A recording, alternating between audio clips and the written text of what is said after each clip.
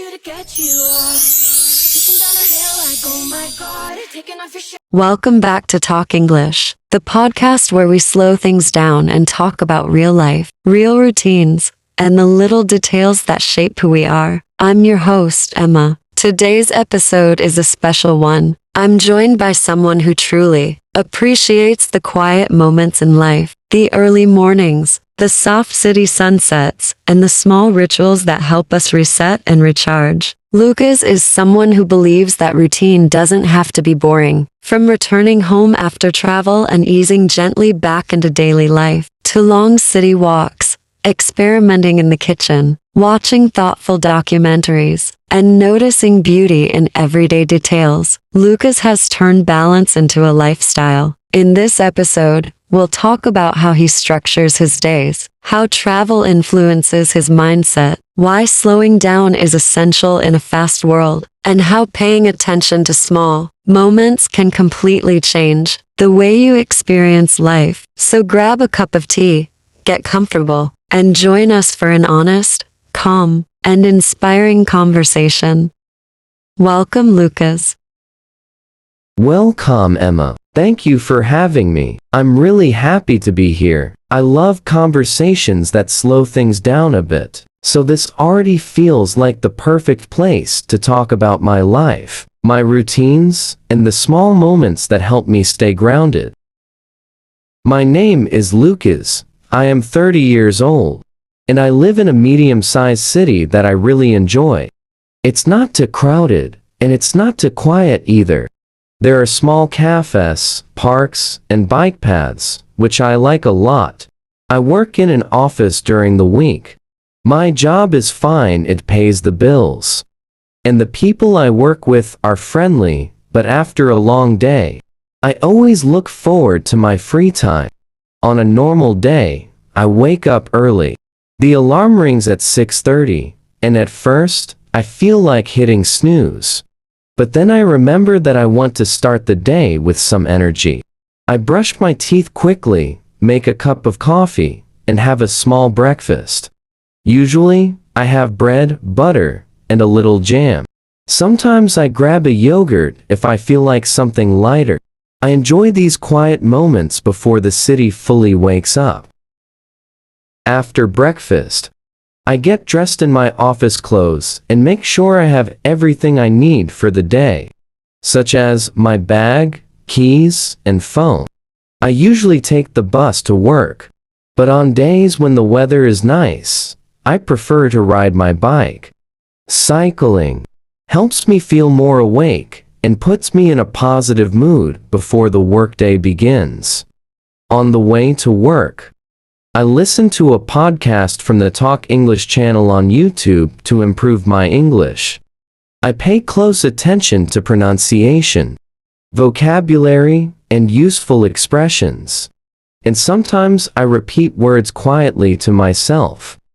Listening to these podcasts makes my commute productive and enjoyable, and it helps me build confidence in using English in everyday situations. It's a great way to wake up fully and prepare myself mentally for the day ahead. Once I arrive at the office, I greet my colleagues warmly. We chat briefly about work or daily life, which creates a friendly atmosphere before we settle in and start focusing on our tasks. Workdays are usually busy. I answer emails, attend meetings, and sometimes write reports. My desk has a small plant and a few photos of my family and friends, which make the space feel more personal.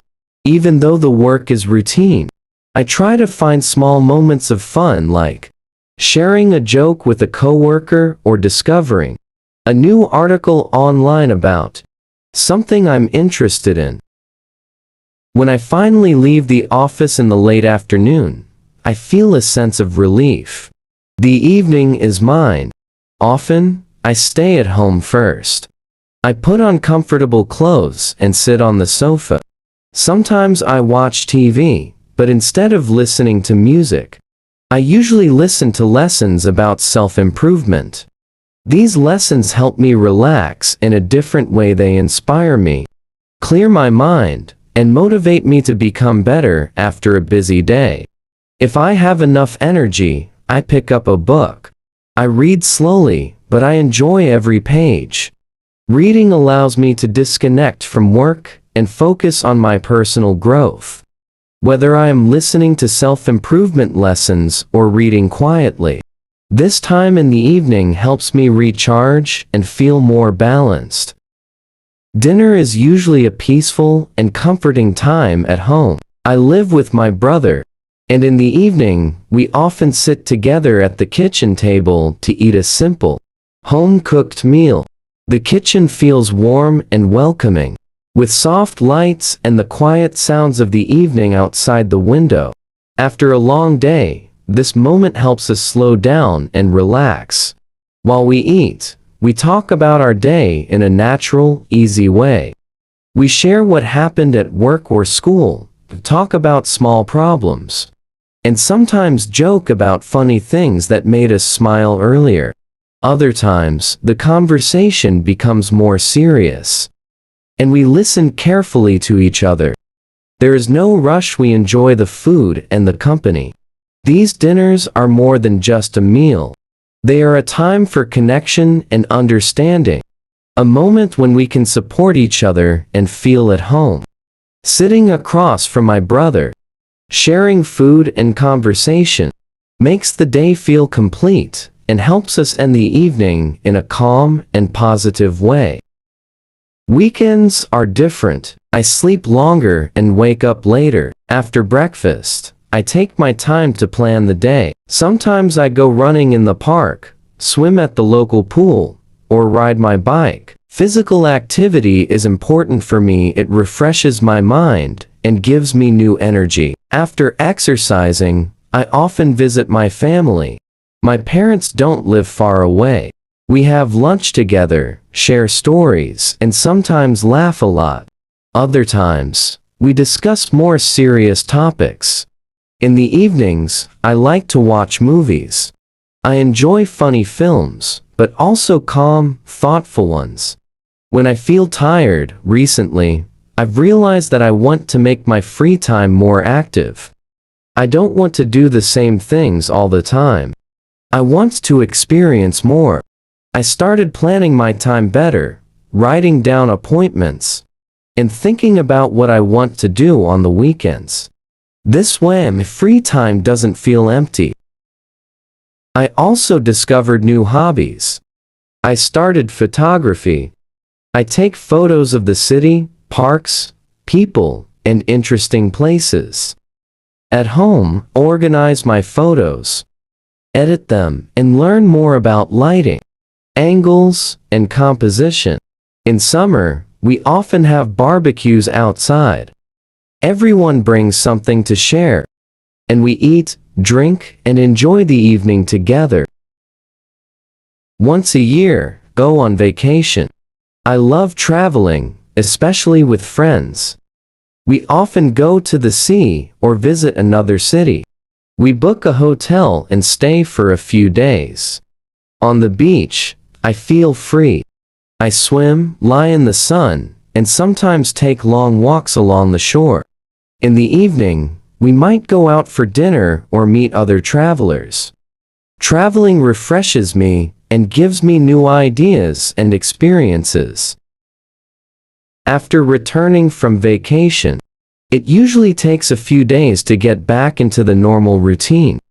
I take it slowly, enjoy quiet mornings, and collect new energy.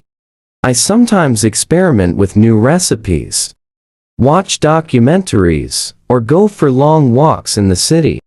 I like noticing little details, the way the light falls on buildings, the sound of birds in the park, or the colors of the sky during sunset.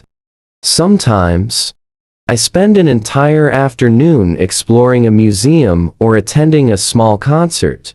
I enjoy these cultural experiences because they make me feel connected to the world around me. On some weekends, Anna and I take a short trip to the countryside. We hike, take photos, and enjoy the peace and quiet. These small adventures are very special to me.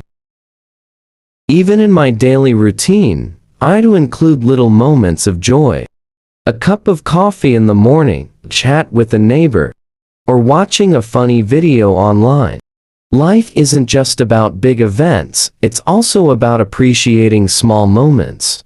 Over time, I've learned to plan my free time thoughtfully, balance relaxation with activity, and connect with friends, family, and nature. Living like this makes me feel happy, fulfilled, and ready for whatever comes next. Every day is a chance to try something new, enjoy a quiet moment, or make memories with people I care about. And that is how I spend my life working, relaxing, exploring, and enjoying my free time to the fullest. And that brings us to the end of today's episode. Lucas, thank you for sharing your story, your routines, and your way of seeing the world. It's a beautiful reminder that life doesn't always need big changes. Sometimes it's the small habits, the quiet mornings, and the moments we choose to notice that make the biggest difference. To everyone listening, I hope this conversation inspired you to slow down, reconnect with your own rhythm, and find beauty in the everyday. If you enjoyed this episode, don't forget to subscribe, leave a review, and share it with someone who might need a gentle pause today. Until next time, take care of yourselves, and keep noticing the little things. Do to get you off. Taking down her hair like, oh my god. Taking off your shirt, I did that once or twice. No, I know, and I'll fuck off.